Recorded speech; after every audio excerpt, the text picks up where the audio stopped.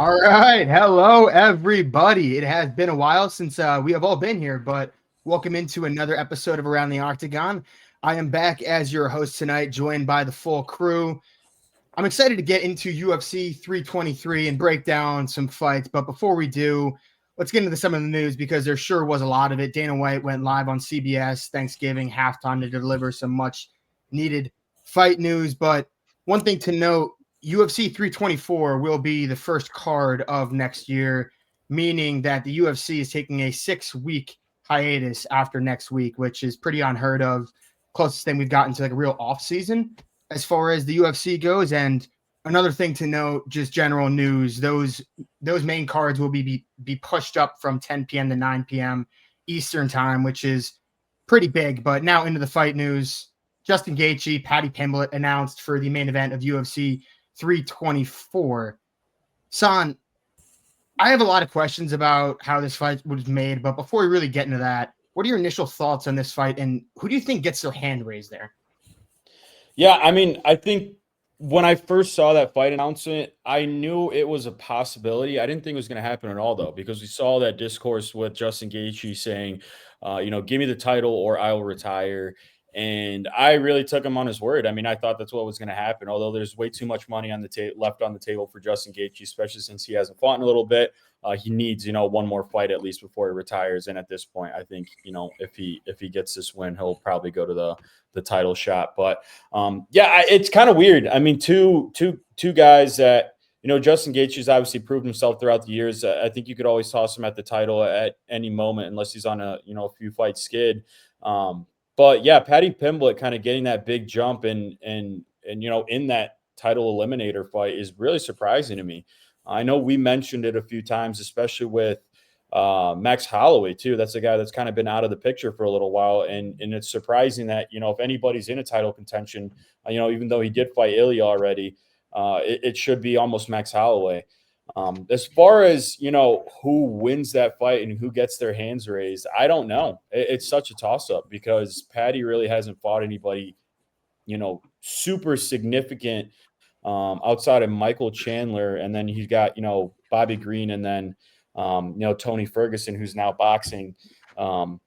So, really, really weird as far as, Paddy Pimblett's trajectory there. But Justin Gaethje is by far the most dangerous guy he's fought, and he's still very capable. Although he is a little bit older now, he's 37, so he's getting up there in age and definitely slowing down. He's taking some really big hits in his last few fights.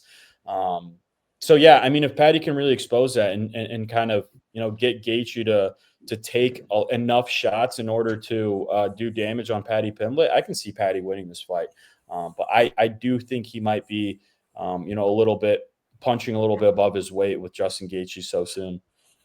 Michael Chandler doesn't really do it for me as far as, tough competition in the UFC.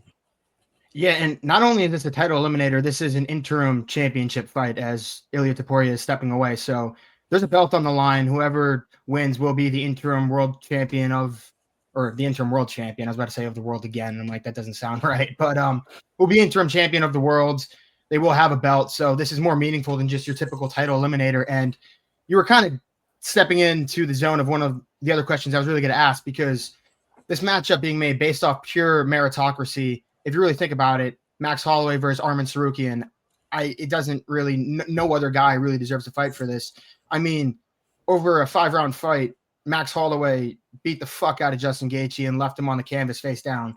And that was 2 fights ago for Gaethje. So it's a bit weird seeing that. And then Arman Tsarukyan just really is the rightful number 1 contender. Luke, I kind of want to hear your thoughts on the meritocracy in general and kind of just how they match made here and just general thoughts on that. Yeah, I'm glad you brought up those 2 last points with Arman and Max. I think going back really since Ilya won his last, since he won the lightweight belt, I was very much, pursuing Justin Gaethje. I do enjoy when the UFC gives, one last shot to a guy who's been a company man. We saw with Poirier against Islam.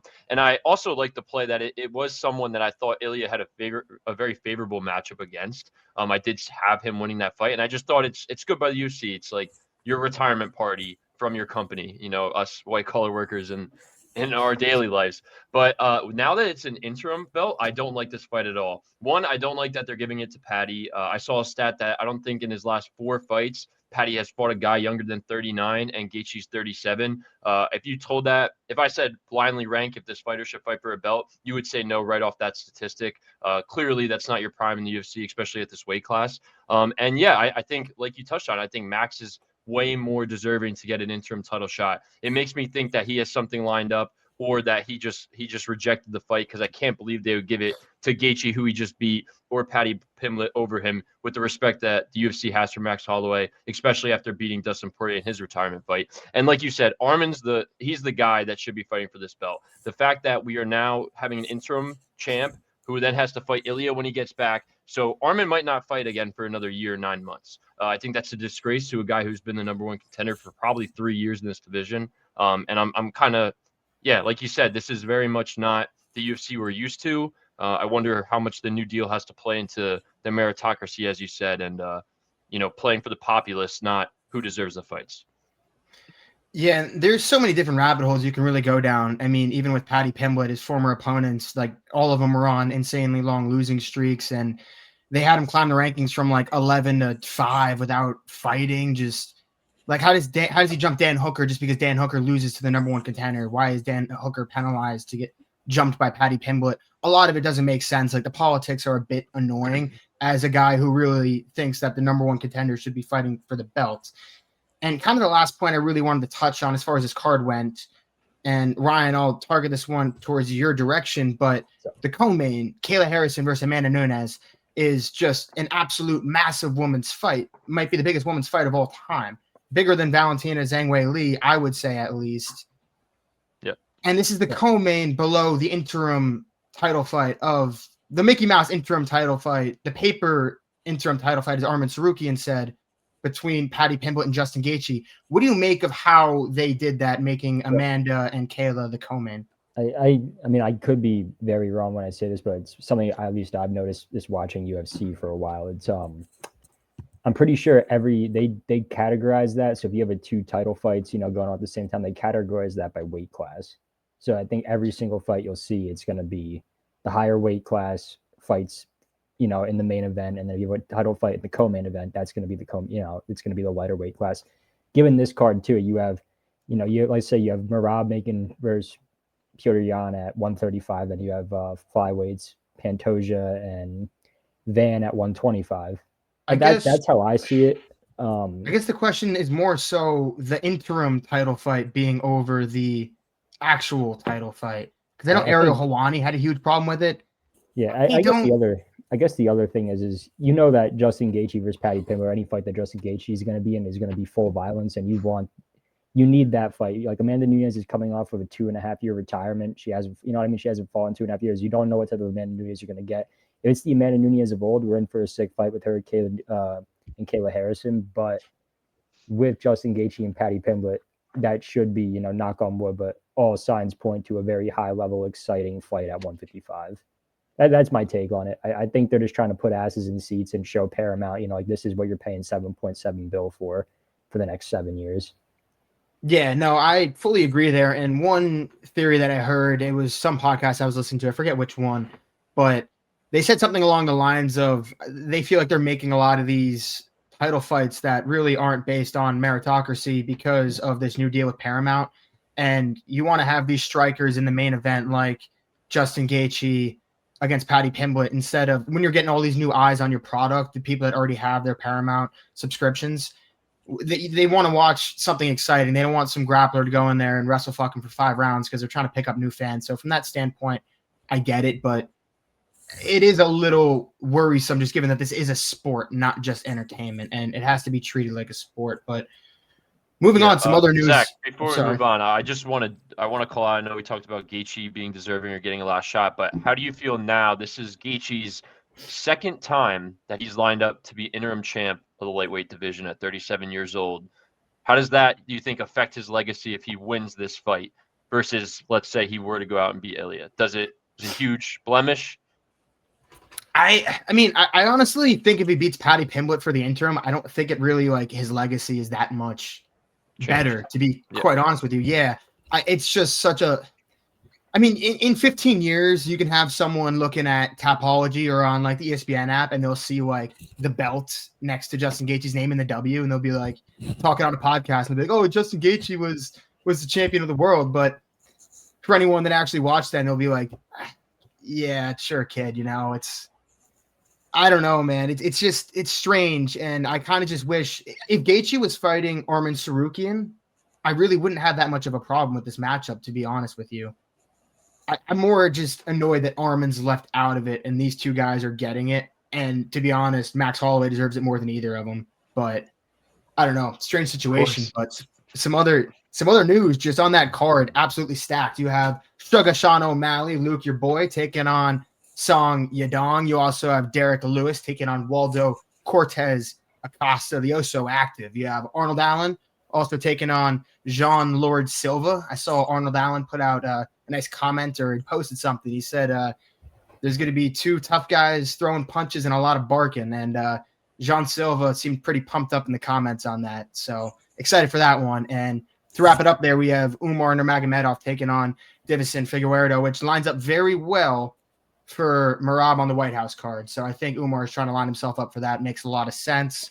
And the last bit of news we'll talk about before we get into this card, Alexander Volkanovski, talk about meritocracy. Diego Lopez jumps everyone. Really, everyone is Movsar Evloev and Lerone Murphy, and will be fighting Alexander Volkanovski in Australia, UFC 325, the following week after UFC 324.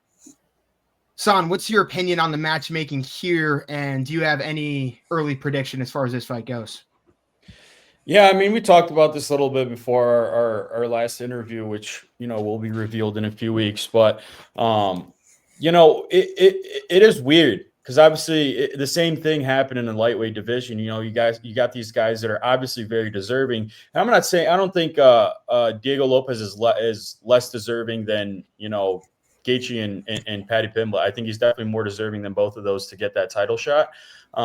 But I do think it's weird. Obviously, you have these two very tough guys coming off. You know, Evloev's kind of just been sitting there and is obviously he's kind of in an Arman Tsarukyan type of position where, you know, he's been good and everybody knows he's good for so long. He's even, you know, gone to beat Diego Lopez on, you know, a week or two notice. So obviously he's a very legit fighter. But, you know, obviously, you know, Diego Lopez goes in, beats up John Silva, who's a guy that's, you know, everybody was scared of. He obviously is part of the Fighting Nerds, very tough opponent for anybody. So, I mean, I guess he does have a little bit of a claim there, but I do think it's weird that, you know, Lerone Murphy and Evloev are getting jumped here. I think it does go back to the point, like the UFC is trying to make, you know, big first few statements for that Paramount deal. And, you know, make Paramount as much money as possible after, you know, they signed on that big deal with them. So that's what it seems like to me. As far as who is going to win, you know, obviously Volkanovski did very well. I personally am a big fan of Diego Lopez. I think he is always dangerous enough to get a fight done. And I think after feeling Volkanovski's power, his speed, his head movement, you know, how dynamic he is in the cage, he will be able to make the proper adjustments. And he has the full capacity and a great team behind him to make the adjustments to be able to win that fight. Now it's just a matter of will he succeed in implementing his game plan, and, you know, maybe avoid some of the shots and the exchanges that he took with Volk. I don't know how much he took from that fight, but I hope it was a lot because, you know, I'm a big fan of Diego Lopez. I'd love to see him win that belt. And, you know, if he does win that belt, I think it's very obvious we're getting that Evloev fight next with Diego Lopez. So, you know, I think it really gets that division moving. And then I think, you know, unfortunately, I think Volk, if he loses the title again, I think he retires. I hate to say it. But I do think that's exactly what happens there. So I'm looking forward to it. I think it's going to be a banger, obviously, as the last one was. I'm hoping Diego Lopez wins. I think he has every single, you know, weapon in his arsenal to win that fight. But we'll see what happens. I mean, I was wrong the first fight. I could be wrong the second. Yeah, I will say I think it's kind of out there that it seems like Volk will be retiring following this fight regardless. That's kind of the reports, the rumors swirling around. And I believe it. Last one at home in Australia. And, dude, I was on Volk to win this first fight pretty heavily, pretty firmly. But something about Diego in this rematch, man, if you were to tell me 10 rounds in there with Volk that he's not going to get him over the course of 10, I mean, I know there's only 5 left, but I don't know, man. I think we could see Ann New, and given how dominant Volk was, dude, I don't know. I think I'm kind of leaning Diego, but let's move on. Early prelims. Kicking us off, we have some featherweights. Myron Santos versus Muhammad Naimov. Luke, not a woman's fight kicking off the night, but the tough 32 champ Myron Santos, since winning tough, has picked up 2 impressive wins over the likes of Francis Marshall and Sadiq Youssef. Naimov is on a 2-fight win streak himself, beating both Khan Offley and Bogdan Grod in 2025. Luke, to kick us off here, which of these 2 featherweights do you see continuing on their momentum? Yeah, I'm going Santos here. I think it's just the younger fighter here. I know it's slightly, but I think he holds a substantial advantage on the feet. I think we're going to see him really fight behind that straight left, straight right, stay up the middle. And I think he has a good enough takedown defense to fend off the takedowns. I think this is going to be a good fight. I think the line's right. I think he's minus 250 on Tapology. I see him getting this one done. I think this is a guy we should be watching out for in the division going forward. Yeah, Luke, I'm right there with you. I'm going on Santos as well. I mean, like the one thing with me, and I think I've touched on this before in the past the podcast, is like Muhammad Naimov just doesn't do it for me. He lost to Felipe Lima, who just lost to Payton Talbott, and that fight was a catch, or not even a catch weight. Felipe Lima went up a weight class, fought him at featherweight, and was able to out-grapple him and find a submission in the 3rd round. Comes back, gets a couple decisions, beats Nathaniel Wood, pretty good fighter, good fighter to have on your resume. But at the same time, I've said this before, he kicked him in the nuts multiple times in that fight. And Nathaniel Wood, you could tell after like the 3rd time, was just extremely compromised, goes on to get the decision. And that's the other thing. The guy is just simply a decision machine. He doesn't really chase a lot outside of his KO win against Silva. He doesn't really chase the finish. He's more comfortable, riding you out on the ground and letting this go to a decision when he knows he's winning a fight. And like you touched on, I think Santos will be comfortable enough to stuff a lot of the takedowns and not let the fight go to the ground, and then it's his world on the feet. So I'm going with Santos. Yeah, I was a little bit on the fence with this one just because of that Bogdan Grad fight. I think Bogdan Grad's a great fighter. Obviously, I think he lost last weekend or, a few weeks ago, if I'm not mistaken. But I think he's a great fighter, and I think he getting a win over that guy kind of says something about how you are as a fighter. But yeah, I have to agree with you, Ryan. Something about Naimov just doesn't do it for me. And I just don't think he has that it factor that, lets me comfortably push him over the edge against, a really good prospect in Myron Santos. So I'm going with the homeboy here, Myron Santos, the legend. I think he can get it done. I mean, he just has a lot of weapons under him, and I think he, has every ability to be able to get it done this weekend. Yeah, and one thing I will say is like Bogdan Grad is a good win. Do not get me wrong, but a win over Sadiq Youssef this early in Myron Santos' UFC career is also very, very impressive, man. And Myron Santos is young. Like this kid is going to be a problem. I'm a firm believer in that. And winning tough is also a very difficult thing to do, especially at a young age. So I do think very highly of Myron Santos as a prospect, and I'm going to lean in that direction as well. And now moving on in our second fight of the night, we have the widest odds of the night as Antonio Tricoli looks to play spoiler as a plus 560 underdog against Mansur Abdul-Malik. One thing I will say with Abdul-Malik, while I do believe he will finish Antonio Tricoli, I don't think he's lived up to the name that he was after he had the finish on the Dana White Contender Series, because he does have a lot of power, but he seems very timid, and he looked very, very flat in that fight against Cody Brundage, to be quite honest. And he had that round 3 like TKO finish that got called back, overturned to a no contest. I believe it was a headbutt. Just a very strange fight. And Cody Brundage, I don't think many people rate very highly, to be quite honest. So yeah, I don't really know what I think there, but Ryan, I'll let you kick this one off. Do you have a Mansur Abdul-Malik finish on your bingo card? Yeah, my bingo card, and they have the free space at the center. It's Abdul-Malik by knockout. I don't know really how much more I have to say about this one. I mean, Tricoli came on, he fought Shar Magomedov in his debut on a day or, like a week's notice. And Shara, just beat the brakes off him and ended up finding the TKO in the 3rd round. Then he had a full training camp and fought Tresean Gore in his next fight. Wasn't looking too great. Ended up getting subbed in, I believe, the first round of that one as well. So I figure this is like the UFC still riding high on Abdul. You know, there's still like some value there in terms of popularity. You know, it's a guy you can hype up if he's still going to be a finishing machine. So it's just feed Tricoli to the wolves and let Abdul get a first round knockout in this one.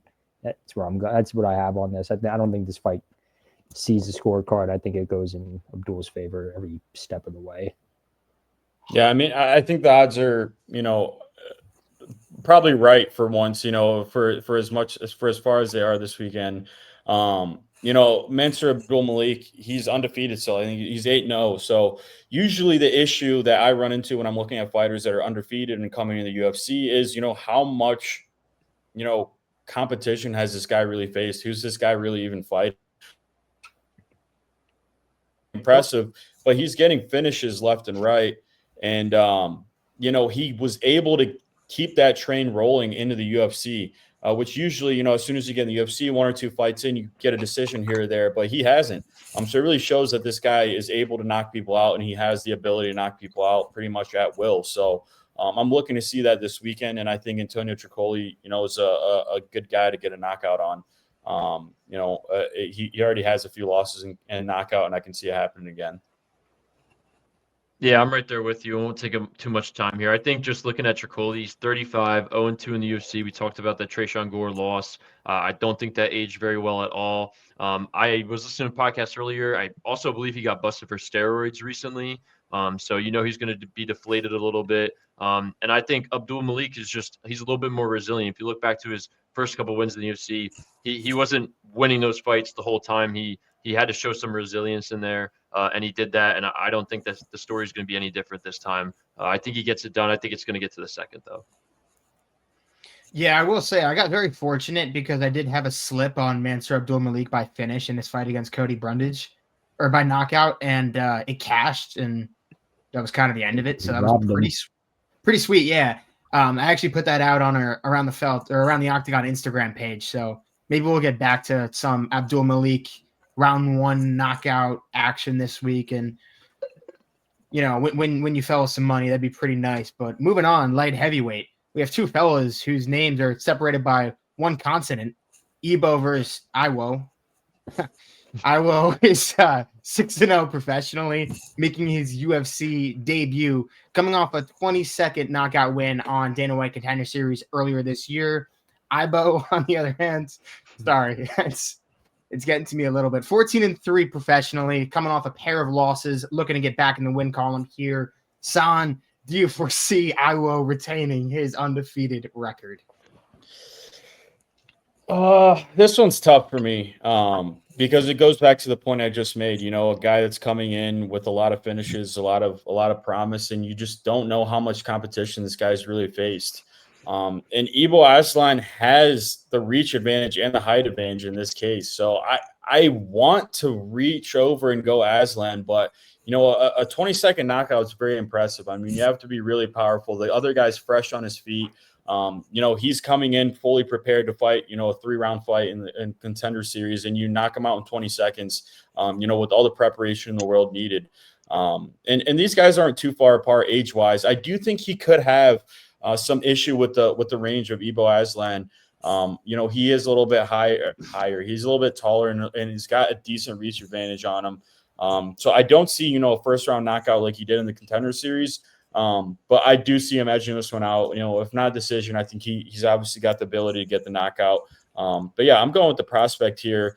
And you just look at the last 2 fights. Obviously, Billy Alicana is a very, very good fighter, as we've seen in his last few fights.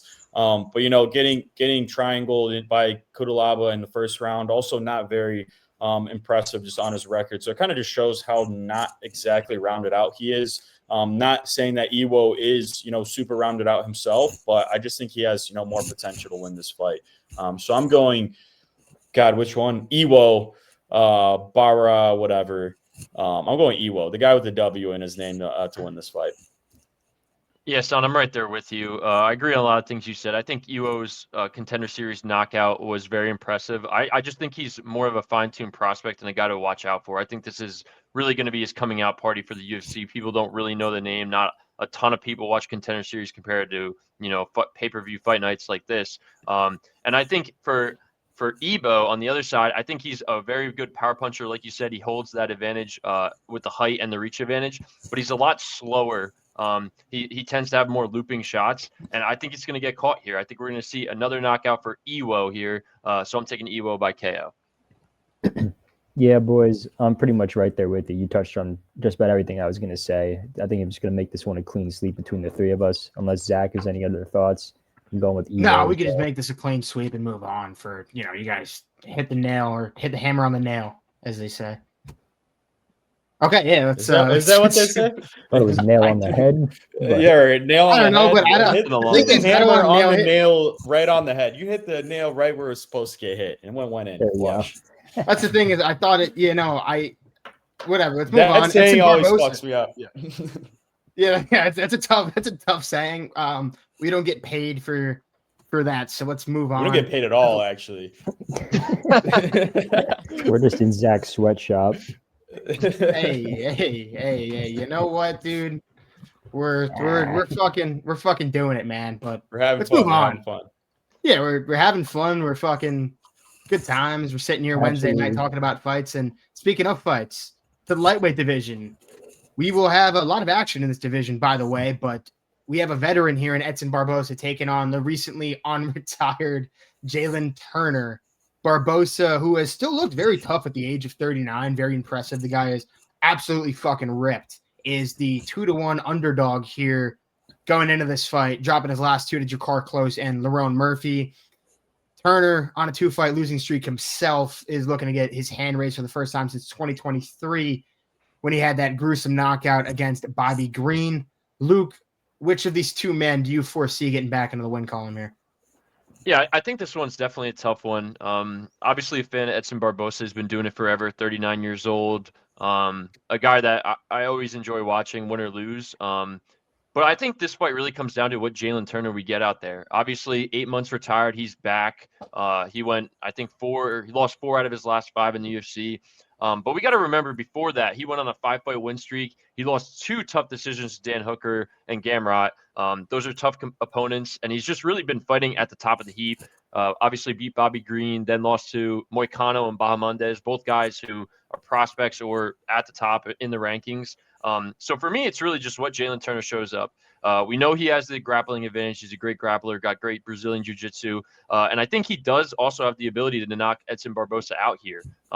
But if we get the Jalen Turner that's not confident in himself, that kind of gave the submission to Bahamondes in his last fight, I could see Barbosa getting this done. But I think the retirement is going to do favors for Jalen Turner. I think he's going to come back, refocused, and I think he gets this one done back in the win column because you really would hate to see his career go to waste. He has so much potential.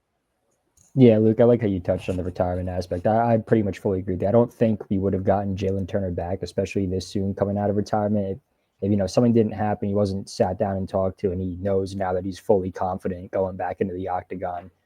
I think a mental flip has switched for Jalen Turner, and in terms of matchups you can get, being 30 years old in the prime of your career and retiring pretty early or coming out of retirement in the prime of your career, fighting a 39-year-old Edson Barbosa, while he has seen it all. And Edson Barbosa, great striking, can defend a takedown, decent grappling, veteran of the sport.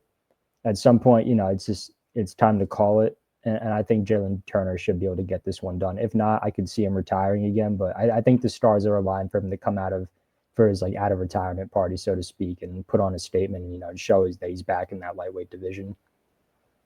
Yeah, I got a different approach to this one. I really am not a fan of Turner at all. Especially, obviously losing to Bahamondes is, anybody can hop in and do that because he's such a good fighter. But that Moicano fight really stuck out to me. And I think before that fight, I think I called something similar to this, is that he kind of was quitting. And that's part of the reason he retired, is he just didn't have that love for the game anymore, didn't have that drive anymore.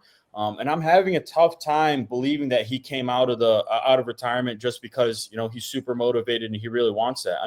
You go on a 2-fight skid and you lose a fight in UFC 300, the biggest event to date, because you quit. He had Moicano on the ground, close to getting knocked out, tried to walk away because I don't know what reason. And then he comes back and gets knocked out by Moicano. So, I just don't like what I'm seeing out of him. I hate to say it, I hate to, talk down on a guy when he's down. But I just don't see it in Jalen Turner anymore. He's not the same tarantula or whatever his nickname is that we used to see back in the day. He's just not, I just don't see it in him anymore. For as far as reasoning why he came out of retirement, I mean, shit, maybe he retired and realized he's not good at anything else. So maybe it's kind of, a last ditch effort to try and get back into some fights and try and make some more money. But I really don't think that Jalen Turner can get this one, especially with a very compact, strong, and still in tip-top shape Edson Barboza, who I'm a very big fan of. Even at 39 years old, I think he has every bit of drive to get this fight done. I think he's got the right mentality for it. And I think, end of the day, with lines at, plus 245 at Edson Barboza against Jalen Turner that, was really just quit towards the end of his UFC career. I can see the upset here, and I'm going with it. I went with the favorites in the first 3 fights, and I think this is the first upset of the night here. I got Edson Barboza. I think he can for sure get it done this weekend. Yeah, I was seeing Barboza plus 200 on FanDuel earlier today when I threw together all the odds and everything. But I do think it's kind of funny. Somebody picked the underdog, and you're like, I just don't see any way. But I'm like, Vegas seems to think there's something. Vegas, and I'm like, Vegas seems to think that there's a way as the minus 265 favorite, But, yeah. But I've said that I will never pick Jalen Turner again because he just fucking burns you every time. But then, like, you watch him and you're like, this guy is so talented. Like, he really is, man. And I think he kind of like rage quit retired last time around because he sits there and he gets subbed by a striker in like not a good fashion. And he's like, fuck, like I'm fucking retired. Fuck this shit. I hope he's locked in and I hope he really is like motivated. I don't know if he even had a motivation problem or if he just didn't have like that killer instinct or what the actual deal is there. But I hope he has everything figured out mentally because he is very talented, and I would like to see him get back in the win column here, even though I do like Edson Barboza, but it would be a good story to see Turner get back in the win column. I'll err on his side. I want to see the story, but moving on to the middleweight division, we have in toss-up here between the Brazilian Hulk blockhead, that is Bruno Ferreira, taking on the Italian Crimson Chin blockhead, that is Marvin Vettori. Interesting matchup here, man. This fight really brings me the question of how long can Marvin Vettori's chin hold up for? Because, Bruno Ferreira has the power to really test that, and they always seem to go at some point. And Marvin Vettori is getting up there. He's been in some wars. Brennan Allen really kind of put a beating on him in their last fight. And Vettori is coming off three straight losses, although very tough competition. Allen, I just mentioned, Roman Dolidze, Jared Cannonier. Ferreira is coming off back-to-back sub wins. Ryan, which of these two middleweights do you foresee getting their hand raised Saturday night? Yeah, I got Bruno Ferreira. I mean, when you look at both their records, especially in their last 5 fights apiece, you see one guy just, progressively getting better and learning off of his losses. And then it's the opposite case for Marvin Vettori. It's just, I have a steel chin. I'm going to eat shots, throw something out there and hope that it lands and kills you. And I don't think you can really do that with Ferreira. He's a good striker. Very good grappler. He loses that one to Abus Magomedov by sub and then goes out there and proves the grappling. His next 2 wins are by submission. All very impressive. He had to get an arm bar on Petrosian and then something wicked on Jackson McVeigh in his last fight in the first round, nonetheless. And the guy also has the power. He's knocked out guys like Gregory Rodriguez. He has the power to match it. And I don't think that this will be the guy that puts Vettori's lights out cold, because Vettori still only is 32 years old, relatively young, especially for the middleweight division.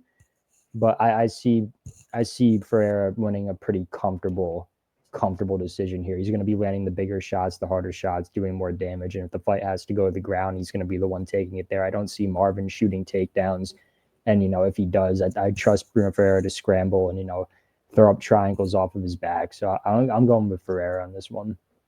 Yeah, Ryan, I agree with you. I think you hit the nail right where you're supposed to hit it with the hammer, right on the right spot there. What sticks out to me here in this is really just Vettori. How, and like you mentioned, Zach, how long can his chin last, and how much can he last? In that octagon, going at the peak performance levels that we've seen in the past few years. I mean, when at the peak of your career, you're, the gatekeeper for the top 5 in that division. And you're going against, all the future GOATs of that division. You fought pretty much everyone. You've got a shit ton of experience, but at the expense of your health, at the expense of, the amount of shots you've taken, and especially in that Allen fight, the most recent one, he took a beating, man. He really got hurt. I don't think exactly he's getting knocked out this weekend. Obviously it's you're basically playing roulette and betting on the greens here for him to get knocked out. But I do think Bruno Ferreira is going to be able to put his hands on him. He's going to be able to, bring that submission threat as well. And if not, I think he's got enough endurance to take him to those final rounds and be able to edge out that victory. He's obviously been doing very well. His last 3 fights have all gone his way. Lost a few in the beginning of his UFC career, but he's really been on a tear recently, and I have high hopes for him. And I have a very high outlook. He's got a few, that Gregory Rodriguez knockout really ages very well on his resume. So I got Bruno here. By finish, not likely, but I think he definitely gets it done this weekend. Yeah, props to you, Son. What a great roulette analogy there. Really enjoyed that one. But yeah, you guys really hit it. I think for me, it's just the no win in 2 years and 8 months for Vettori. Like we said, he seems to just stay behind and really, really trust his chin and getting him through fights and maybe coming on late in fights, but that hasn't been the case. Guys seem to weather the storm, and he doesn't get guys out of there. So for Bruno's side, I don't think he's really worried about getting knocked out here. I think this fight plays exactly into his game plan, like you guys touched on. Great grappling and great power. My biggest question is, I don't think he's ever had a fight go to decision. I think all of his wins or losses are by method. So I think this will be a good test because, like you guys said, I don't think he gets Vettori out of there. So we'll see how the stamina is there in the third. That's the only avenue of victory I could see, is just he gasses out and Martin's still there at the end. But I'm going Ferreira here. I think he has more passive victory. I think he's the better man in terms of ability to end the fight at any moment, and the damage is going to wear through a 3-round fight. Yeah, I'm actually going to be betting on green here. I do like that analogy, Son, but my thing with this is if you look at Marvin Vettori's fights earlier in his career, he wasn't taking a ridiculous amount of damage. He wasn't absorbing any ridiculous amount of significant strikes. Now you fast forward 2025 in itself. I mean, Brennan Allen and Roman Dolidze both put beatings on him, and he's absorbed 250 plus 6 strikes this year. The fight before that, Jared Cannonier put 256 strikes up just that fight. And there's a lot of tread on those tires. There's a lot of 5-round fights. I think Bruno Ferreira can really kind of push the limit here. And I am going to take him by finish. I'm curious to see what those odds come out to, like what a Bruno Ferreira by knockout prop would be, because I think it is live. I think, like I said, man, everyone's chin goes at some point. And while he's only 32, how old's Max Holloway? Sorry, Luke, not to, open up. I think he's 32 as well. Yeah, and it's just a lot of time in the octagon. It went against Ilya. Not saying that Bruno Ferreira is Ilya Taporia, but just kind of saying, it does go at some point for everyone. But I think it'd be an interesting play. I might, 33. So maybe it was 32 when that happened. Yeah, probably. But that's my take. We shall see. But Bruno Ferreira, I am erring on that side. Moving on, the prelims. We have Faris Ziam taking on Nazim Sadykhov, and honestly, I did not think Ziam would open as a favorite over Sadykhov, and he's minus 150. I think they might flop by the time this fight actually happens, to be quite honest with you. And I understand Ziam can fight everywhere, and he has rattled off 5 wins, but Sadykhov has shown the ability to fight everywhere as well. We saw the sub win over Terrance McKinney in round 1. One thing to note, Ziam does hold a 6-inch reach advantage, which is pretty significant. A second thing to note, Sadykhov is looking for revenge, as Faris Ziam did take care and put away his teammate, that is Matt Frevola. So it's another interesting little side story in there. San, do you see Sadykhov being successful in finding his revenge over Faris Ziam? Yeah, I mean, before I get into that, I'm looking on, the internet right now. It's saying Fares Ziam is French. I will say that motherfucker is not French, okay? Not a single French guy I know is named Faris. But getting into the actual fight, yeah, I think Sadykhov's an absolute no-brainer for me, man. I think he gave us the most exciting fight of 2025, in my opinion. I think he's an absolute riot. He's got hands like a motherfucker, and he can obviously withstand any barrage that comes his way. I mean, he took 80 shots in the matter of a few minutes from Nicolas Mata in their fight, and then came back and then, unleashed his own fury on him and got that finish over him. So I think for me, this was a very easy pick. I hate coming into fights, very confident, but I do feel really good. I mean, I'm a very big fan of Sadykhov, I think, as we all are. And I think he really showed his heart in his last fight, who this guy is. And how far he's willing to go to get that win and what he's willing to withstand. And I think that mentality is exactly what I see in a winner. As far as the odds here, I think they're absolutely perfect. Him as an underdog really threw me off. I mean, I just realized that he was an underdog, and it's to me, it's a no-brainer. When you got a guy that's that ferocious in there and is that dangerous in there and is able to withstand so many shots. Him at plus money against a guy that's been going to decisions and a few knockouts here and there, but a lot of decisions recently. I love my odds there. So I'm going to Nazim Sadykhov here. Yeah, son, I'm with you. And I like to touch on it. He's at this point probably a favorite on the podcast. I feel like we've called a lot of his fights and prediction pods, and we seem to always pick him. Entertaining fighter, like you said. I think obviously Ziam has the reach advantage. He's going to be able to have the advantage at distance striking, but that's not how this fight's going to go. Sadykhov, first of all, out of Longo's camp, those guys are always prepped for war, and they always seem to have a good game plan going in. I mean, they have multiple champions coming out of that gym. I think he definitely has a speed advantage here, and I think he's going to make this fight dirty. I think he's going to get in close.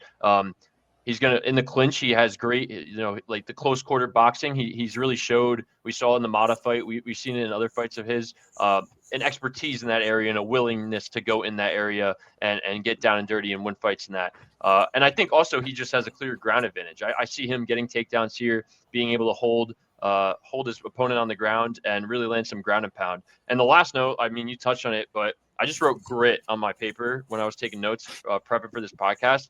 And I think that's what it comes down to. Sadykhov has grit, man.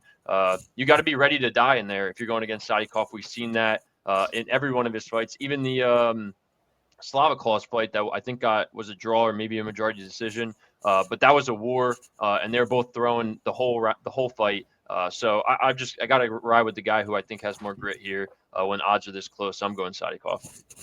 Yeah, Luke. I mean, both of you and Son. I mean, I agree with both of you. I was pretty split on this fight going into it, but I think the one thing that really sold me was Sadykhov just thrives in that war type environment, and he showed it with his last fight against Nicolas Mata. And I have yet to see that out of Fares Ziam. So for me, I just have to go with Sadykhov here. I don't want to extend this too much longer than it needs to be. So I'll make that a clean sweep among the three of us.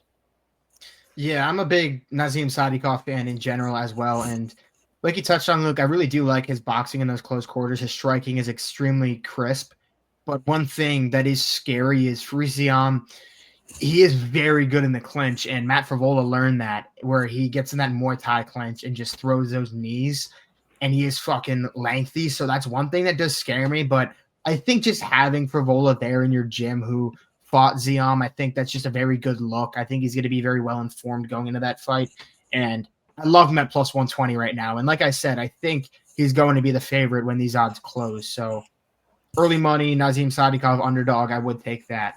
Now, moving on to the women's flyweight division, Macy Barber comes in as a minus 180 favorite as she takes on Karine Silva. Barber's still only 27, super fun prospect who can fight everywhere, but she has had some health issues causing her some problems. We saw that in her last scheduled fight against Erin Blanchfield. Karine Silva, on the other hand, 5-1 in the UFC, looking to propel herself into contention. Luke, does the health concerns of Barber, does that concern you at all? And where are you siding in this matchup? Yeah, I'm glad you brought that up. I'm going Silva here. I think Barber just has left a bad taste in my mouth. I was looking forward to that Blanchfield fight. And even before that, she was matched up against Rose. I think she pulled out of that one against Erin Blanchfield. She might have messed up and said Barber, but when she went to fight Blanchfield, we obviously know about the missed weight and then the scare with the seizure or whatever, and she didn't end up fighting. And I think for all UFC fans, that kind of left a bad taste in everyone's mouth. Obviously, we hope everything's okay on her end, but she hasn't fought in a year and 8 months. That's a long time.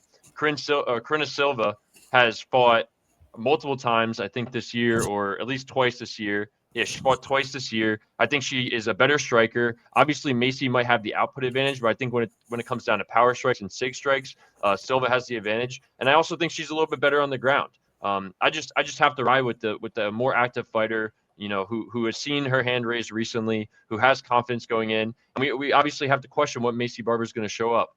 She hasn't been in there in almost 2 years, so that's always a question mark.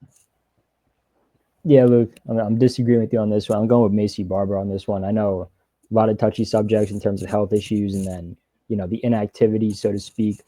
But I think, being the ripe old age of 27 years old, I think we're going to, and it's weird to say this, but I think we're going to see the Macy Barber of old when we step into that octagon, just high activity, a lot of output, at relentless pressure, goes to the ground, good scrambles. She can hold her own on the ground as well as anyone in that women's weight division. So for me, I'm going Macy. I think she puts on a show and revitalizes her career. It's weird to say because she's only 27, but I know like you said, she's left a sour taste in a lot of fans' mouths, and I think she goes out there and just reminds everyone, that she's one of those up-and-coming contenders in that division. Yeah, I'm with you, Ryan. I'm a big fan of her body of work, if you know what I mean. I think she's a great fighter. She's put some really good ones out there with us for us. But I think, going back to that Blanchfield fight, I think it ends up working out in her favor because obviously we know how good of a fighter Erin Blanchfield is. And I think, end of the day, I think Blanchfield probably would have won that fight had it happened then. But I think this sets us up in the future for actually an exciting women's fight, for these two prospects. They're around the same age. And I think, if both of these girls, obviously Blanchfield just got a win. If Macy Barber can get a win here, I think it sets up a nice fight rematch for both of those two to kind of get that fight back and all of us to see how that would play out. I think it does work out in Macy Barber's favor because she I don't think is on the level of Blanchfield yet, but I think one or two more fights really does put her closer to that. And I think we get a nice fight out of those two. So I'm going Macy Barber here. I think the odds are in her favor too. So I like when I see that. Usually, a lot of favorites win when it comes to women's fights. I think Vegas has a good read on how those are going to go. So I'm siding with Barber here.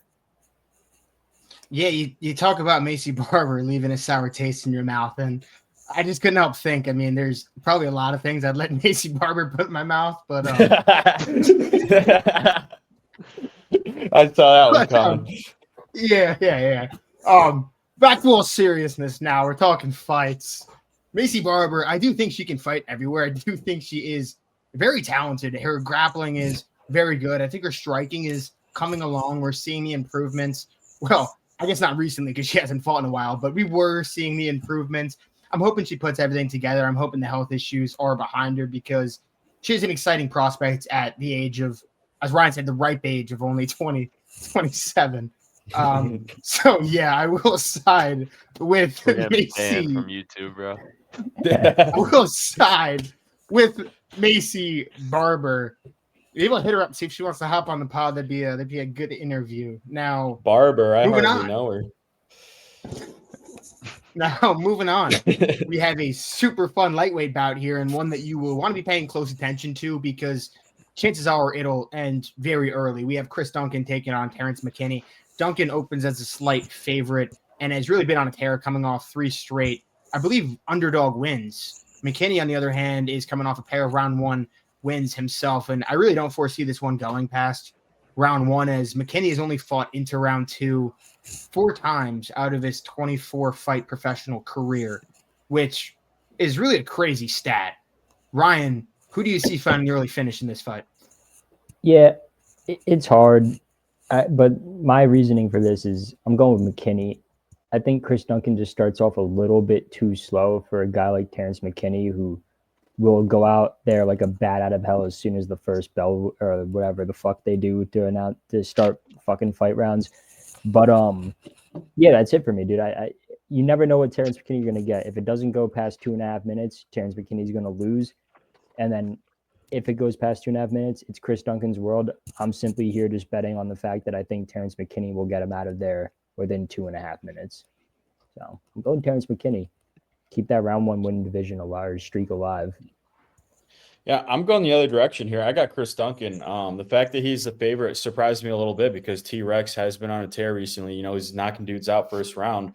But we have seen he has weaknesses in his past. I mean, he's dropped a few fights. I think Drew Dober was one of them. And that really kind of strikes me as a little red flag there, although it was, quite a bit ago. And T-Rex has, really evolved his game. Chris Duncan, his nickname is the problem. And I really think he's a problem. He's had a lot of these underdog wins where I think I've been on his side for most of them as far as picking him. And I think it's awesome. I mean, I think Chris Duncan is, a dog. I mean, he goes in there and he's kind of just a brawler and he's really durable. And that's exactly what you want to see against a guy like McKinney, somebody that can withstand that pressure and also impose his will at the same time. So I think he's got everything possible and everything in his arsenal to be able to beat Terrance McKinney. As much as I like Terrance McKinney, I think he's a dog. I think he's really cool. He's a good fighter for the UFC, and he's definitely had some very impressive performances recently. But Chris Duncan, man, something about him, he's just got that dog in him. Big fan of him. He's got some sick tats, so plus for style points, I think that raises the attributes a little bit. I'm going Chris Duncan there. I think he can withstand the storm, and I think he can start up a storm of his own. Yeah, I'm with you, Son. Not much to add here. Chris Duncan's a dog. We've seen him string together, like you said, a couple of great performances, 3 great performances in a row. And I feel like, I know you guys touched on the slow starting of Chris Duncan. I think that plays into his advantage here. I think a lot of times when we see Terrance McKinney, it's almost like his opponent equal his energy and they get caught because they can't equal it in terms of the output at that moment in time in the first round. I think Chris Duncan is going to weather the storm in the first here. And once he gets to the second, like you guys touched on, Terrance McKinney doesn't have the best odds of winning in the second round. Yeah, I think McKinney's great all around. I think the question is just the cardio going in later in the fights and the fight IQ. He seems to sometimes get himself in bad positions when he doesn't get his way in the first round. So I'm going Chris Duncan. Watched the first embedded series yesterday. American Top Team. They're talking about him. Obviously, he fights out of that gym. So a lot of respect for those guys. He's going to be well prepared for the onslaught in the first from Terrance McKinney. Yeah, I think Chris Duncan's really just the better all-around fighter, to be quite honest with you. Terrance McKinney is just such a firecracker and such a fast starter that some people just, like you said, Luke, really just get caught. And I think Chris Duncan will be smart here, and Terrance McKinney's going to walk himself into something big and likely get knocked out at some point during round 1 because McKinney has gotten chinned a handful of times, and it's like only a matter of time until you get bit in the ass again if you're Terrance McKinney, because it's just not sustainable to fight like that over, a ton of fights. But yeah, for that reason, I'm going to go Chris Duncan. But moving on, in our featured prelim, we have a lightweight bout between UFC vet Grant Dawson and Manuel Torres. Dawson, who is 11-1-1 in the UFC, is riding a 3-fight win streak. And make no doubt, he will be looking to wrestle. Torres, on the other hand, coming off a big TKO win over Drew Dober. Son, do you see Dawson's wrestling being too much for Manuel Torres? Yeah, man, I think Grant Dawson and Chris Duncan, we just talked about him. I think those are 2 guys that I always, almost get mixed up in my head because they're very similar as far as guys that really have that dog in them. And Grant Dawson, man, you can't have much more of a dog than that guy. He lost to King Green or Bobby Green, unfortunately, but he's since strung together a few fights on a win streak that are pretty impressive, man. His performances have been very impressive. Getting 2 decision wins, but then getting that round 2 ground and pound win against Rafa Garcia. I think this guy's just a dog, man. And if he can impose his will on the ground against a guy like Manuel Torres, he has 2 losses by submission. And then coming off, a few fights ago, a loss against Ignacio Bahamondes in the feet. I think it's just there's obviously a few routes to victory here for him. And Manuel Torres, I think he's been a part of a few grappling matches and even lost by submission a few times, back in the day. So I think he's definitely has that. He's definitely exposed a little bit as far as his ground game goes. And you get a guy like Grant Dawson that's just so strong and can really just toss you around the ring or the octagon. I think he's got the ability to do that this weekend as well. So I got Grant Dawson here. I'm looking forward to seeing it. Two really good back-to-back fights on this card right here. Yeah, Son, I do agree with everything you say about Grant Dawson. Obviously, he strung together 3 great fights, great pressure grappler, pressure wrestler, always plays into his advantage. With that being said, I'm going Torres here. I just think there's something about Manuel Torres with the death touch, man. Like you said, he is susceptible to being taken down. But I think the only avenue for victory here is Grant Dawson taking him down and keeping him down. And I just think that Torres has good enough grappling where he'll be able to keep it standing just long enough to find his connect and put the lights out of Grant Dawson. But with that being said, I think this is a great fight. This is probably one of my favorite fights on the card. I think it's going to be a war. I just think I have to give the guy with a little more power, and I see Torres finding a knockout here. Yeah, like you said, I'm also on the side of Grant Dawson here. I just think the wrestling might be a little bit too much. Obviously, Manuel Torres is a threat, especially coming into the beginning of every single round. Luke touched on it, deft touch, vicious elbows. He's had 2 of those knockouts now in the UFC, just getting into the clinch and hitting elbows. But I think Grant Dawson should be able to survive that and avoid that, given his past 3 wins. All of them, 2 of them might have gone to a decision, but they were all dominant wins outside the ground and pound TKO, which is another dominant win. He has 3 dominant wins in a row. And the only thing I have to note is the Bobby Green flicker jab KO probably needs to be investigated by the FBI. Grant Dawson would have won that fight, but I think he took a dive, maybe needed some money. Other than that, give me Grant Dawson sending us off into the main card. I think this is going to be a banger. Great accusation to throw out there. The fight that lasted 33 seconds in which fucking King Green just put away Grant Dawson. And that's the thing, because I would just be it's going to be Grant Dawson, but that King Green loss just always just bothers me while going through and predicting a Grant Dawson fight. But I don't know, man. He just swarms people, throws a lot of takedowns. The output's there on the feet, but you know what, man? Fuck it. I'm actually going to go Manuel Torres. Manuel Torres does have a crazy high output. He does have the power. I don't know, man. I'm a little torn right now. I was Dawson. Now I'm saying Torres. I'm gonna go Torres, and I'm just gonna move on. And let's get to our main card. Fuck it, boys. Moving on. Kicking off the main card, we have a light heavyweight matchup here between former champion Yan Blachowicz and the Uzbekistanian. Is that what it'd be? A man from Uzbekistan? The Uzbekistanian Bogdan Guskov. Blachowicz is looking to pick up his first win since May of 2022, which is pretty crazy. You're going 3.5+ years. Guskov, on the other hand, is riding a 4-fight win streak. Luke, do you see Guskov extending that winning streak as a slight betting favorite Saturday night? Yeah, this one was super tough for me. I do. I think Guskov gets this done. I really just think Yan Blachowicz he's just time, man. He like you said, I don't think he's won in 3 years. His last 2 fights, obviously fighting way up in competition, fighting Olberg and then Alex Pereira, which we probably saw the closest other than the Magomed Ankalaev fight for Pereira.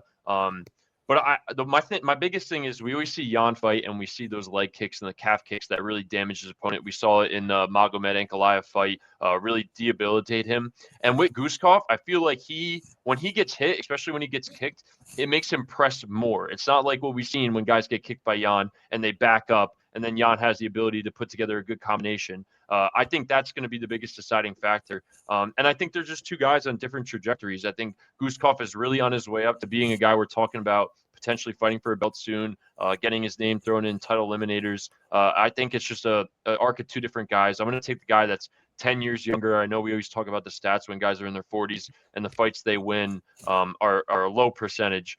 So I got to go Guskov here.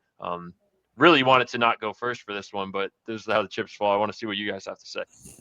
No, Luke, I'm pretty much right there with you. For me, it's not that I expect a lot of activity as someone who's in their 40s, especially at 42 years old, for Yan Blachowicz. But I think I put Guskov, just below the level of Carlos Olberg in a sense where a guy like Yan Blachowicz is where the game surpassed him at this point, and he's not going to be able to hang in there, and creep out those decisions. Same thing with Alex Pereira.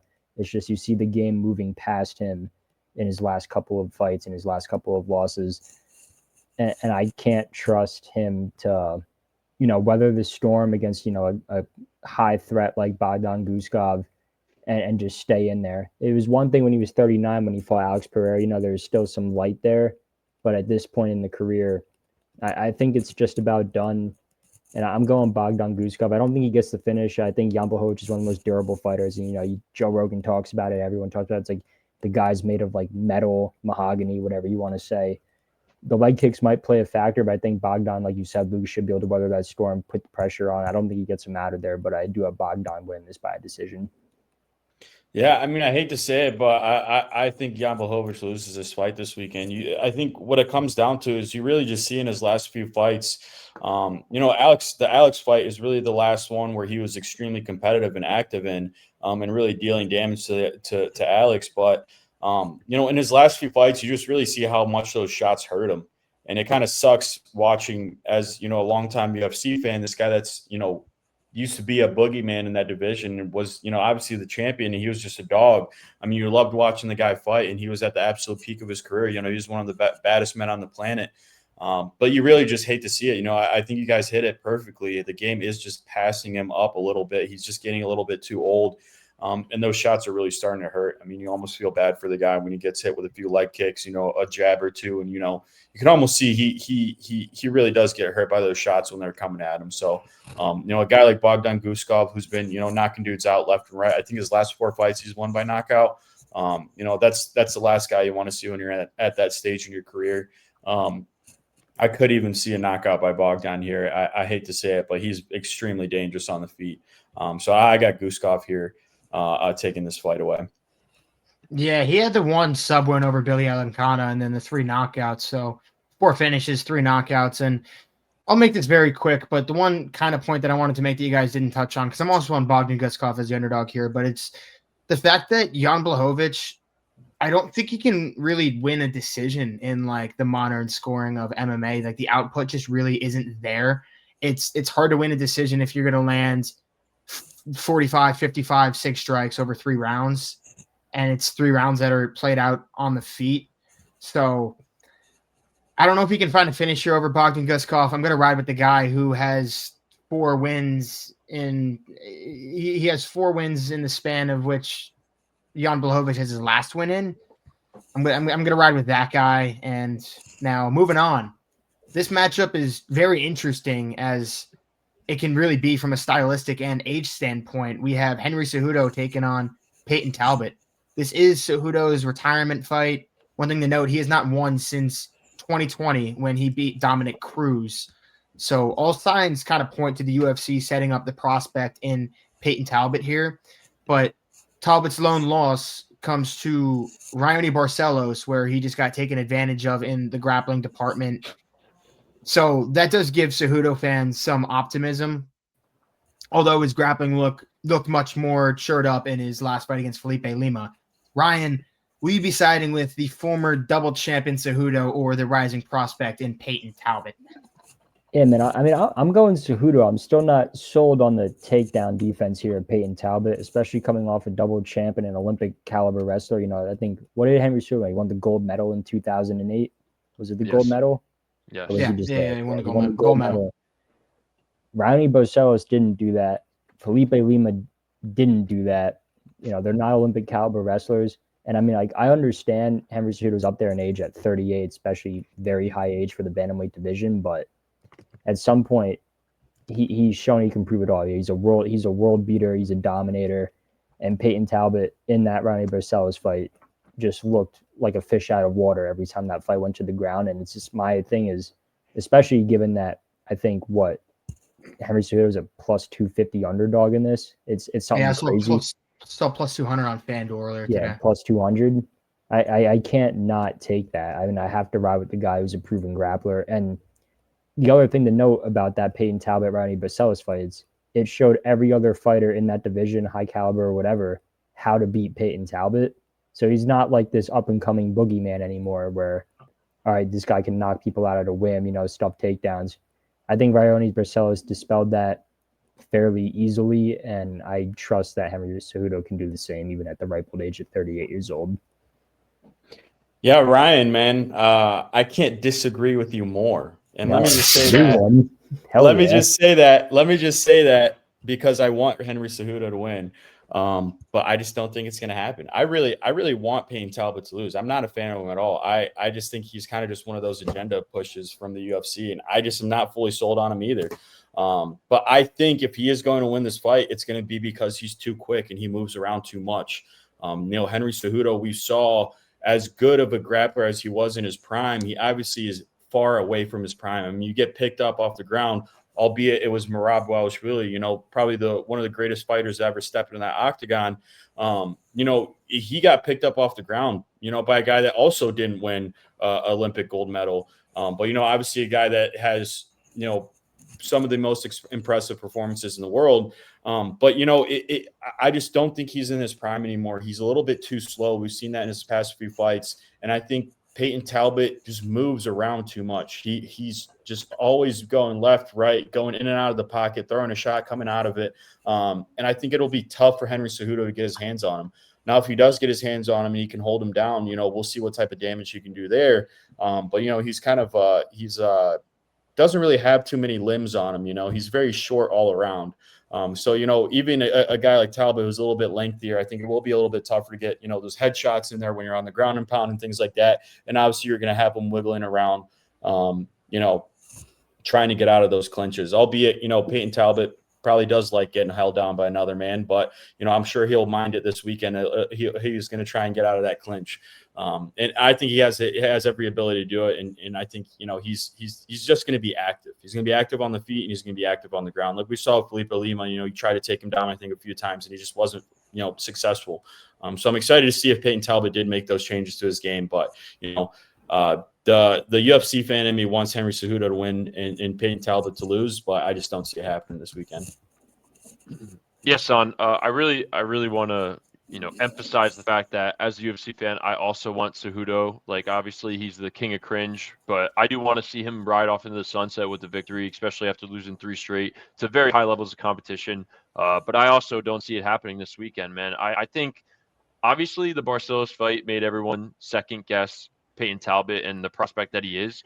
But let's not forget, he turned around and looked great against Felipe Lima, who I think we were all on going to that fight. At least I was. I thought it was too much for in terms of grappling, and he showed a huge jump in his not only defensive grappling, but his ability to scramble and get out of dangerous positions. But the biggest thing that's just leading me to take Talbot here is the sizable reach advantage and the striking advantage that he's going to hold in the feet. You touched on the speed. He's got a huge speed advantage. He's going to be bouncing around on the outside. I think Cejudo is going to have difficulty cornering Payton Talbot in this fight. And I think while he's trying to corner him and shoot takedowns, he's going to be getting his neck or his head jabbed back with straights all day long. I think this is obviously a huge fight for Payton Talbot. It's a huge fight for Henry Cejudo being his retirement fight. But they always say this, obviously, with McGregor, it's hard to get out of bed when you're sleeping in silk sheets. Henry Cejudo has done everything in the sport. 2-division champion, Olympic gold champion, Triple C. So I don't know how big of a fight this is for him.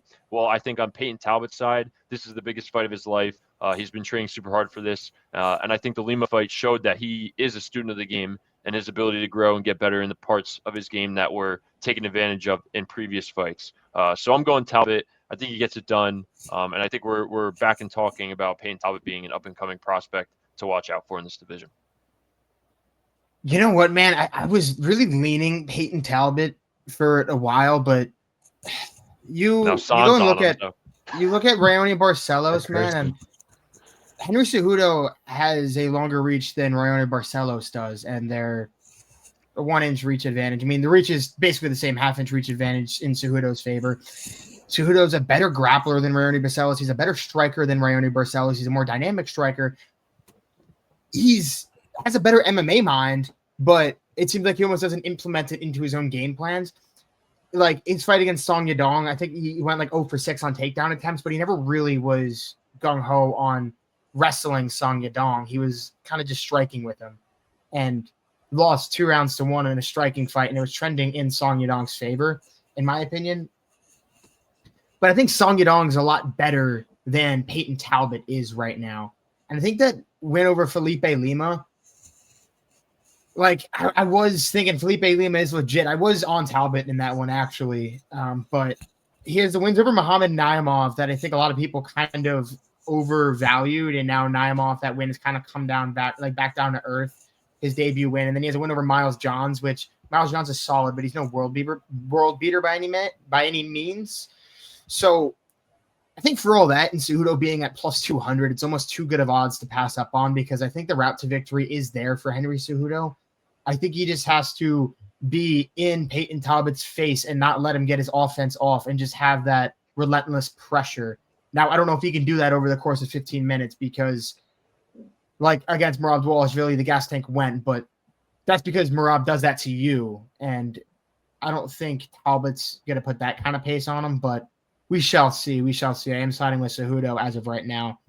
Moving on, we have a crazy fun flyweight bout here between the rising Tatsuro Taira and the former champion Brandon Moreno. Taira is coming off a round 2 sub win over Hyung-Sung Park, who stepped in on short notice there. Brandon Moreno himself is riding a 2-fight win streak over the likes of Amir Albazi and Steve Urseg. Son, what do you make of Brandon Moreno being the slight favorite here over Taira, and who do you give the advantage to? Actually, the book I'm looking at DraftKings right now. Moreno is the underdog right now for me. Really? Odds must have just shifted, but I am going with the current favorite. I'm going with Tatsuro Taira here. I love Brandon Moreno. I'm a huge fan of him. I love Legos myself. I know that's one of his passions outside of the sport. Maybe I'm a little bit, stupid because of it, a little bit childish, but I think it's awesome. I'm a big fan of Moreno inside the octagon and outside of it. But what I am even more of a fan of is getting one of those Asian guys into a really good spot in the UFC. I've been calling for South Korean guys to take over, the Korean zombie, a really good prospect from Japan to come out of it, because we have, Tatsuro Taira, and then, why am I blanking on the other guy's name?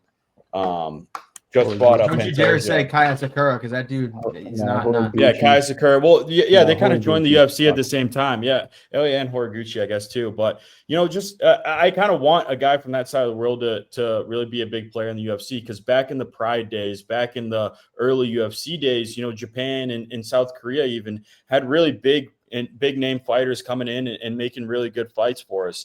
Japan being, the leading one with Pride FC. So I'm going with Tatsuro Taira here. I'm doing it for the culture. I think he's a really good fighter. He's extremely quick. It's very impressive, and he's had some very impressive performances recently. So I love Brandon Moreno to death. I think he was a great champion. I think his, quadrilogy with Davison Figueiredo were awesome. But I think, his time's slightly passed, and he's taking a lot of, damage just in all those fights that he's taken. And Taira's just a little bit more fresh and a little bit quicker at this stage in his career. But don't be shocked if Brandon Moreno gets this one finished. I mean, Brandon Moreno is extremely, extremely dangerous, but I'm just on Taira this weekend. I think he's a really cool prospect, and I really hope he does well in the UFC. Yeah, son, this is, again, another tough one. This is a really great main card. Yeah, I love everything you said. A huge Moreno fan. I think you touched on the Figueiredo fights, really got me bought in. I thought he had great fights against Pantoja, and then Royval after that, both losses. I think they were both split decisions, super close fights, very competitive. Then he gets back in the win column with 2 good wins, one being Steve Urseg and the other one being Amir Albazi. Great wins. And like you touched on, I think Tatsuro Taira should win this fight. I think he has all the advantages in where Moreno normally has the advantages. He has a speed advantage, better grappler. Obviously, Moreno's a great scrambler, but overall grappling and offensive Brazilian jiu-jitsu, it favors Taira here. But it just seems to be my mindset. This card is just grit. And you talk about this division, other than Pantoja, who we've seen grit out win after win, Brandon Moreno is the first guy that comes to mind about a true dog, the Mexican style of fighting, getting in the pocket, getting smashed in the face and smashing back. Yeah, this is so tough. I think Taira's going to win the fight, but there's just something in my head that's like you said at the end of your pitch. Moreno, you wouldn't be surprised if he gets his hand raising. So I'm going Moreno here. I think he gets it done. I think it's going to be a war, and I think more times than not, Brandon Moreno comes out of the war on top. So I got to side with it here. Wonder where Ryan's going. Yeah. Do we even have to guess? Give me Taira. I'm going Tatsuro Taira. Son, you pretty much nailed every point that I wanted to touch on there in terms of the grappling, the younger man's game, striking output, just a little fast. I think that loss to Brandon Royval that Tatsuro Taira had, late last year really did, open up his eyes to the level of the game. I know it was a split decision. He kept it close. And that was the thing. It's the grappling's always going to be there. It's always going to be a threat. He went through Hyung Sung Park like butter through a knife, or a knife through butter. Yeah, Jesus. The analogies there off the walls. Yeah, right. And that being said, this is going to be a very close fight. I think in terms of what the UFC wants, usually they get what they want is Tatsuro Taira wins this fight, whether it's a decision or not. I think that might be a little sketchy at the end of the day, but I don't see Taira losing a decision to Brandon Moreno here. So give me Taira. I see Brandon Moreno winning a decision over Tatsuro Taira here. To be quite honest, I think Brandon Moreno can kind of win in a similar fashion to how Brandon Royval did, except not just give out a few rounds just by getting controlled. I think Brandon Moreno can counter wrestle Tatsuro Taira very well, and I still think I give the edge to Brandon Moreno on the feet here.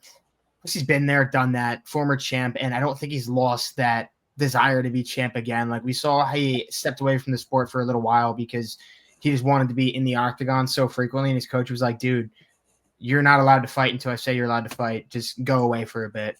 And then he's come back. He's rattled off 2 in a row. So I think there is some momentum there for Brandon Moreno. Tatsuro Taira has some momentum as well, but like you kind of touched on earlier, Ryan, I think like the game plan on how to beat Tatsuro Taira has been shown a little bit, so he's not just this like anomaly in a sense. And I think Brandon Moreno can kind of have a very similar approach to what Brandon Royval did and win a very similar close fight, maybe a split decision type fight. But moving on, Pantoja, Joshua Van, both coming off wins at UFC 317. Van showed that he was ready for the big stage, taken out, speaking of the devil, Brandon Royval on short notice. Pantoja, on the other hand, dominated his way to his 4th title defense by doing what he does best, getting you on the ground. He takes the back, locks up that rear naked choke. Luke, do you see the grappling of Pantoja being too much here for Joshua Van? I do. I do. I'm a huge fan of Pantoja, man. But let me give props to Joshua Van here. Way to switch up the division. This is a prospect that he's 24 years old. This guy will have the belt at some point in his career. He is a dog. He's got some of the quickest combos that we've ever seen. I know it's a lightweight class. Everyone seems super fast comparatively, but he puts together combinations in a way that we haven't seen in a while, I feel. But I just don't think he has the knockout power to finish one of the toughest guys in this division's history. And that's why I got to ride Pantoja, the guy who's done 5-rounders for how many last fights, at least 4 title defenses. The title win before that, he was fighting in 5-rounders before that. So this is nothing new to him. It's nothing new to get a guy who comes in that has maybe a slight striking advantage over him, and he seems to weather that storm every time. I don't think his title defense is over. I think we see Pantoja getting his hand raised again. But I think there is moments in the 1st and 2nd round where Joshua Van lands a couple of clean combos and everyone's at the edge of their seats thinking if this is the time the belt turns over. But at the end of the day, I find Pantoja finding the back some way and doing what he does best and getting a rear naked choke here.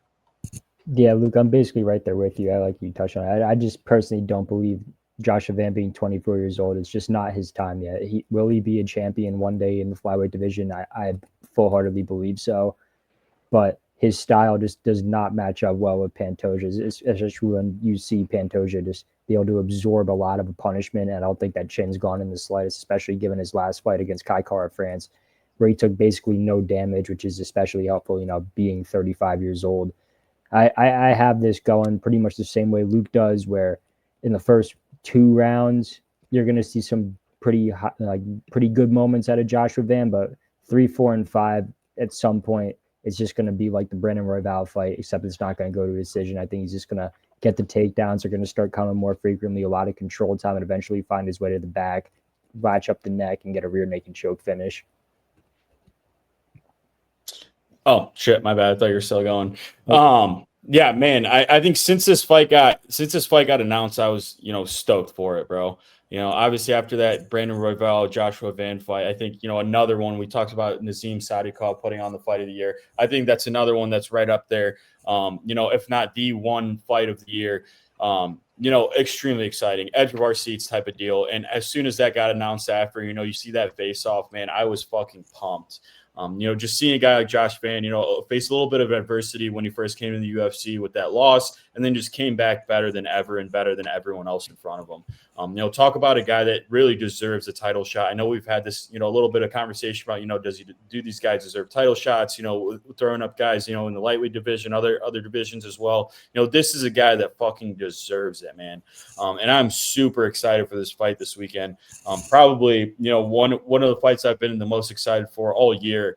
And I got to give my props to Joshua Van. But I am going with Pantoja here. I mean, I think it's just incredible what he's been able to do in the UFC. He's easily, one of the all-time pound-for-pound greats. I mean, he's a tiny guy. But he can just do so much on the feet, so much on the ground. He's an absolute threat with his jiu-jitsu skills, absolute threat with his striking. He's so quick. I'm very excited to see those striking exchanges up in the octagon. But I just got to give the nod to Pantoja. I mean, he's been there, done that with literally everyone. We needed a guy, and we're praising a guy like Joshua Van because Pantoja's already cleared out the division. He's beat the best of the best. He's beat every single good fighter in that division, except for one, Joshua Van.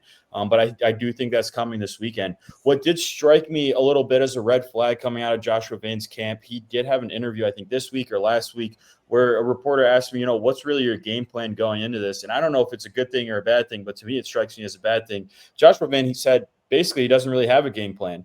But on the grounds of, everybody has a game plan going into a fight, and then you step in the ring and there's no game plan. You're just kind of in the fight. So I think he's really honing in on trying to focus in on what he can do himself. And I think that's really where Pantoja has the advantage, other than the grappling, obviously, which is how I think he gets his fight done. I think Pantoja gets a submission here. I think it's a very clear, path to victory.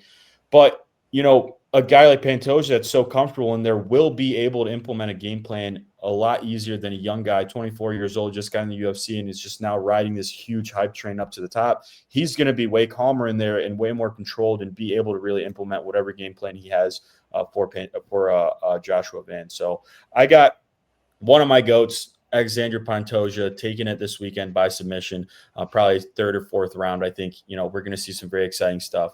Another thing to note, just right before I pass it to you, Zach, I think the thing Pantoja does on the feet better than Josh Van is the kicks. He utilizes the teeps, utilizes those leg kicks a lot better than most guys in that division do.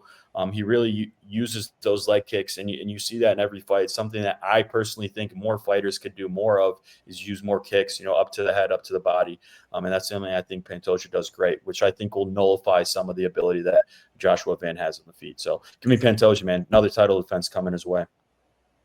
Yeah, that comment about not having a game plan, that was made on Ariel Helwani's show, and I thought it was kind of funny because the point he was making is that he adapts to everybody he fights and tailors his game around it. And I'm like, dude, I think you fight the same way every single time you fight. It's just high pressure, high volume, in your face throwing punches.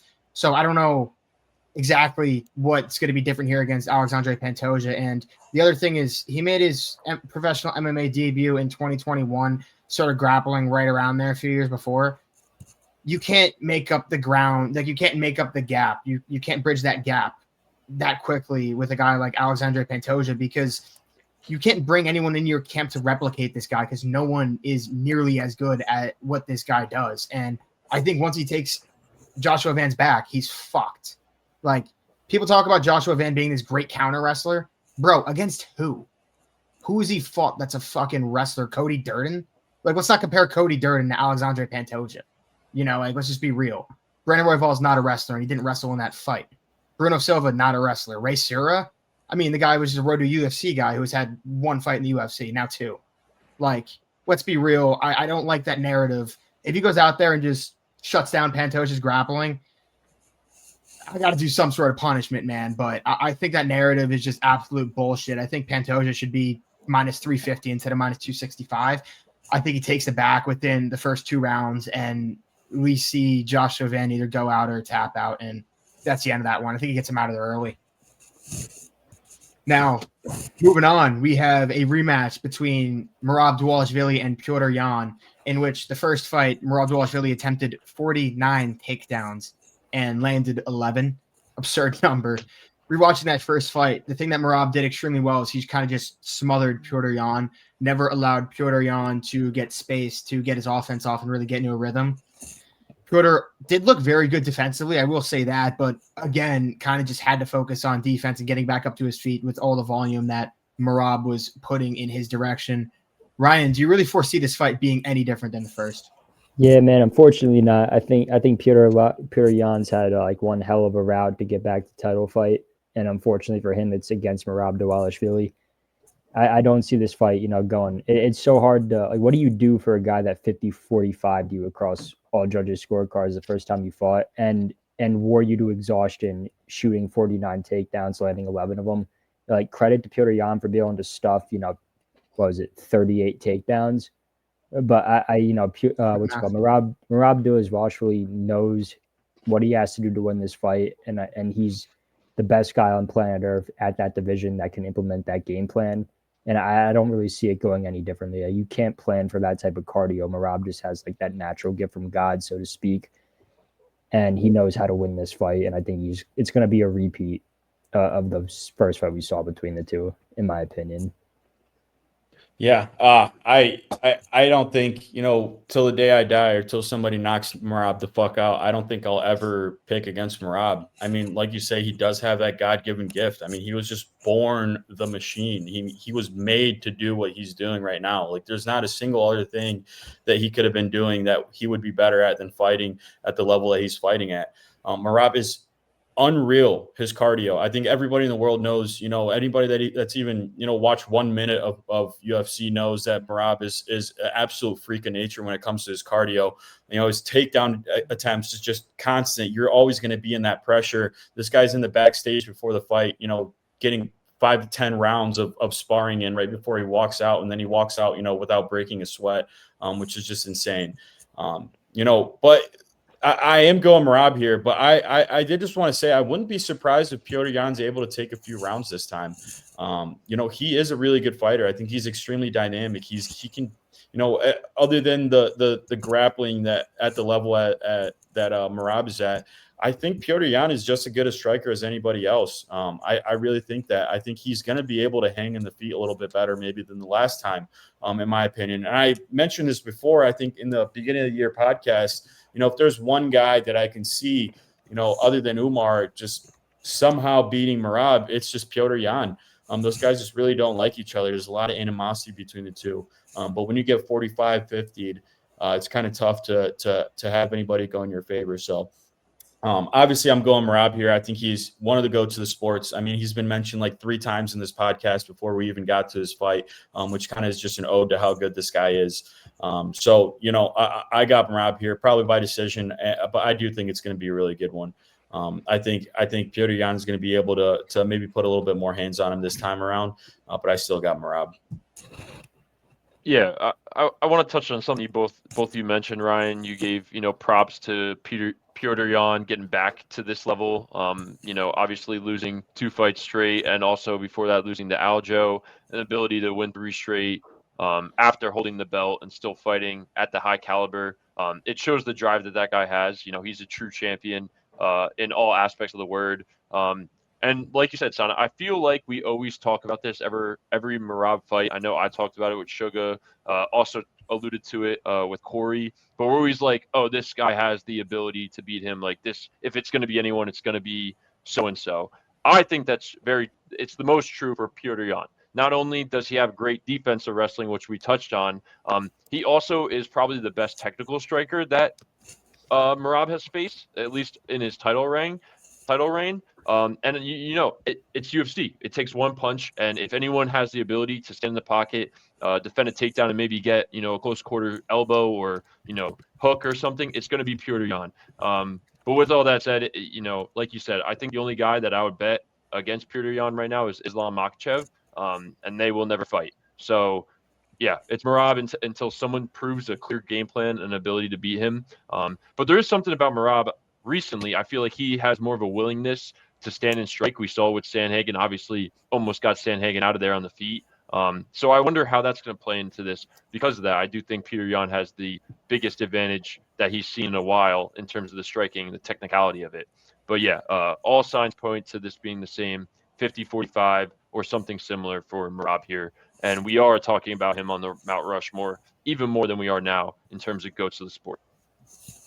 You know what's crazy, man, is that there's actually like 3 fighters right now that you're like have the potential to be Mount Rushmore guys with Islam Makhachev, given what he's done, Merab Dvalishvili, and then even like Ilia Topuria with the potential to do crazy things in the sport.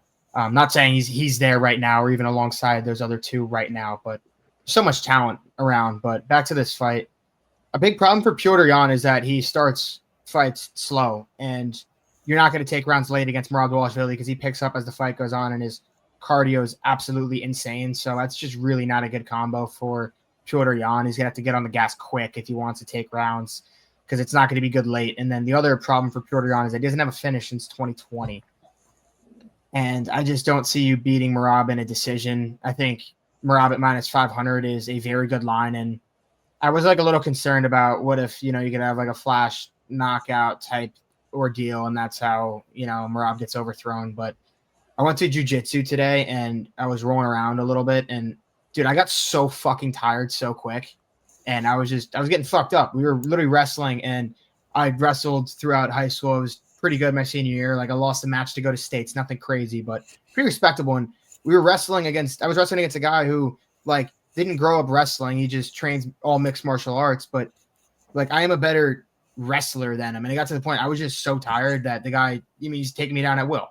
And it kind of speaks to like what Merab Dvalishvili does to absolutely everyone. When you have that gas tank, it's something that cannot be matched. And I think he's going to put that on full display against Petr Yan this Saturday night. And he will be and the only guy to defend 4 times in 1 year. But with all that being said, thank you everyone for tuning in, and we will see you all next week for a recap. Woohoo! Yay. All right.